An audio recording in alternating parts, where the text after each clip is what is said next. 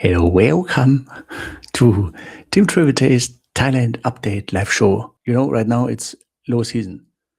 Some people in Pattaya say it's very low season, low mag, maybe even lowest season of all time. So no help customer. And you would think that the airport is empty. Well, I got a video for you that shows a different perspective. You could call it reality check. This is from the platform X, and it's insane. I mean, imagine landing in Bangkok, and instead of listening to an expert like me who warned you about the endless passport control lines all the time, you thought, won't happen to me.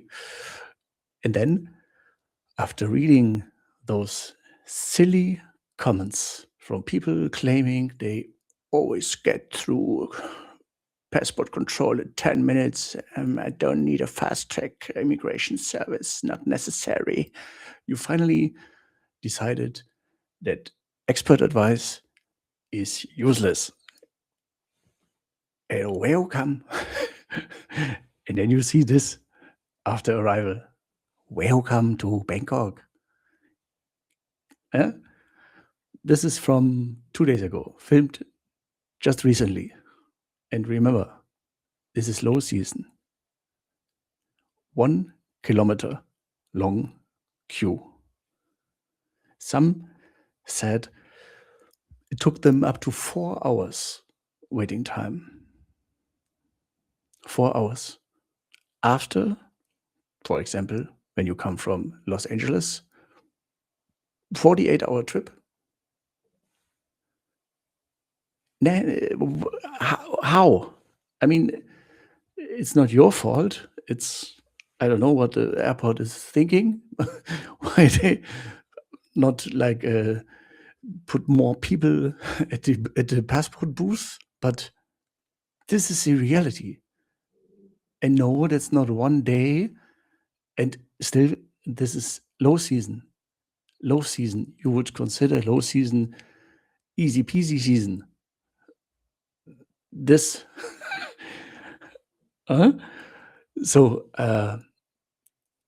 honestly, the tourism authority slogan to promote Thailand tourism is feel all the feelings. How would you feel? I know how I would feel. That's why I always book this thing here on the upper left corner. It's a fast track service. It's so easy.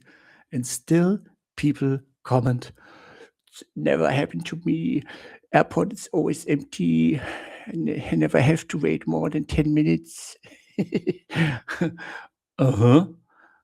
Wonderful. I mean, wouldn't you regret spending a bit of cash to avoid this? Or would you rather wait 1 or 4 hours instead of 10, 15 minutes? It's not so difficult to decide. And yeah, Max, because you had the fast track immigration lane service. Yeah, Max, you are a smart falang. You listen if someone tells you something who's been traveling to Thailand for 13 years.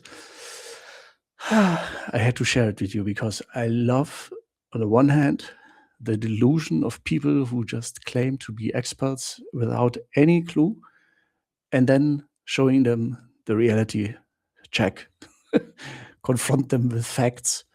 I love it. But thank you to the delusional commenters, because if everyone would follow my advice, the queues at the fast track immigration lane would be same. So that was rage bait, Tim, but in a happy version. And for anyone who never been to Bangkok Suvarnabhumi, quick explanation: the long white bread in the middle of the screen, that's the satellite terminal, the modern one, the beautiful one, really, really beautiful one. Giant space areas, fantastic, wonderful. But this is not your exit terminal. You take a train. And if you book the fast track service, for example, in 99% of the cases, a beautiful woman is waiting for you with your name, and you show her the passport and your coupon, your voucher on your app, on your phone. And then she walks with you to the train. You drive to the main terminal. That's the one here that looks like two pluses next to each other. And then, while everyone else is looking at these masses of people regretting their life decisions, you walk with Ploy or Cartoon or whatever her wonderful name is directly to the first class lane, where only the first class passenger are allowed to go, or people over 70. So if you're already over 70, I have to tell you, you don't need that service because you can use the line 2. But nobody tells you this usually. You may see it just before, but most of the time people are too distracted, too angry, and trying to push people around and overlook the sign that people over 70 can use it too. So please, you don't have to buy it if you're over 70. But if you're under 70, as Max and I, you would be very dumb not to do that, Sorina. And then you obviously show a passport, and they may ask you for TDAC, and they may ask you for 20,000 baht, which is $600 around roughly in cash, so that they just see that you are not a straw man who wants to sleep on the beach and share a beer with four friends. And then you pass the passport guy, and then she, your service girl, is await you behind the door, and then you can tell her whatever you want. You can tell her, please help me find the taxi, help me find the Grab, help me find the airport railing, help me find the bank booth, help me translate something, go something to eat with me. No, they don't do that. But you can keep them as long as you want. Usually the service is an hour from start to finish.